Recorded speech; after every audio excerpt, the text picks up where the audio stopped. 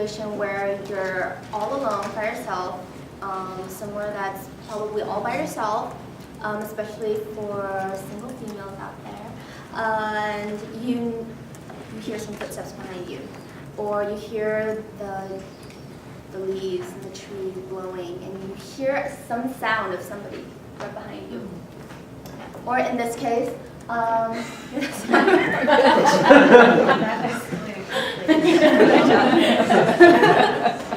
so, our example, Sally, in the situation, she hears a gunshot. First reaction, fear. Second reaction, call for help. Our platform makes it easy for you to press a button and immediately send a call for help. And our call goes to police and your Lifeline. So the simple button, call me, will trigger your emergency call. Yep. So we ran into a few problems when implementing this, mostly by using the JSON to send requests. So we were using the Atomics platform, but this is essentially just an idea of what you would be seeing if this were to work. So that's just an example of the type of data you would get back. So the people on your lifelines, when you set them up in your phone and you want them to know where you are, what it's going to send it to them, it's going to send them your GPS location. It's going to send them a nice little URL so they can just tap on it to see where you are, the time at which you called for 911, etc. And you know, a big part of how we got this idea is Juan from FlowRoute mentioned yesterday that in South America there's problems with kidnapping, where you're just walking on the street, someone just comes, grabs you. And so if you had, say, a button where you could just press it and let everyone know kind of where you are, and maybe even in the future giving you updates on your GPS location in your phone, might lead to some sort of help for you. So it immediately tracks your GPS location, and that simultaneously creates that network where you're connected with emergency correspondence, you're connected with all of your lifelines in your contact list. So for your lifelines, obviously we have 911, we have, and then your SOS lifeline contacts, which is preset in your contact list. So all of your contact lists are imported, and so you would choose who your contacts are that you want to be contacted? Okay. Mm-hmm. For example, your brother Harry, he immediately gets a text, an email notification.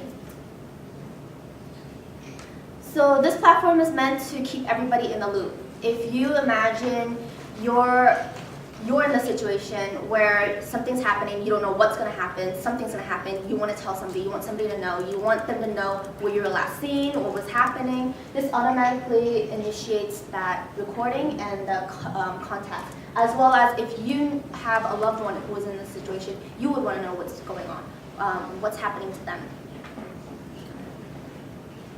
So this would create a chat room where you can constantly have all of the people involved. So there would be 911, obviously, your correspondence, and then all of the people on your lifeline list. It could be your mom, your dad, your brother, your sister, your best friend, people who know things about you, people who know if you might have an allergy to certain medication if you're taken on an ambulance, people who might know where there might be a spare key, who know maybe there's a hidden shelter in the basement of your house or somewhere where they can find you, or maybe your favorite running route where you got disconnected with the GPS and you were last seen here and which direction you might have gone. Everybody can be a part of that conversation, and everybody can see immediately what's happening, what the progress is. So people who are close by and who can access you possibly before the ambulance or the police come, they can go first, and they can maybe possibly step in beforehand. So in a more extremist situation, you would also hope that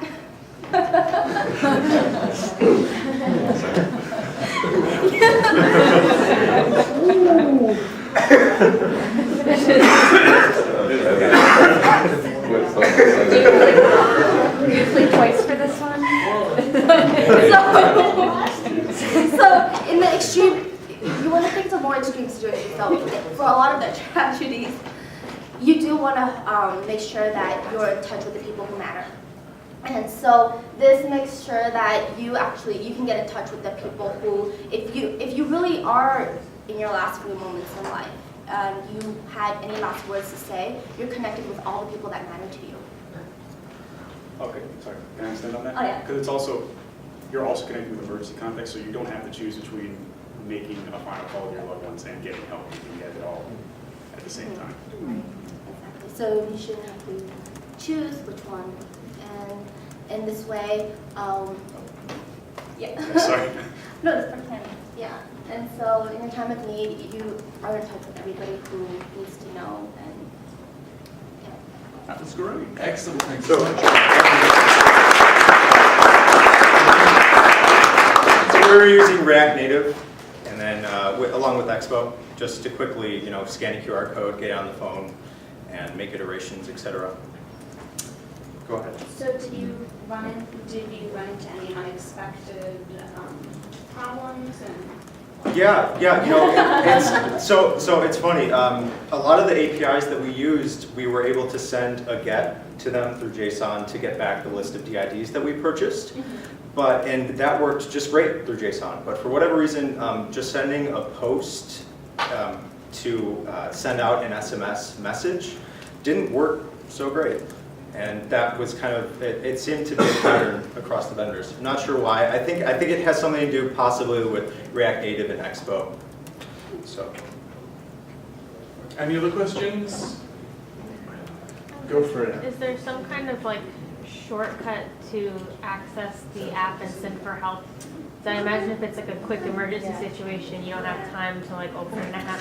Yeah, absolutely. It certainly is would be an important feature. It's not something that we currently have implemented, but certainly you would want to have something like that. Have some Absolutely. voting action, Yeah. just like Right. start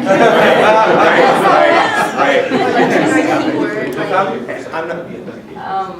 Just piggybacking off of that as an idea of what you would do, it would be nice if it were sort of settled, so you're not constantly thinking or showing that you have an emergency button.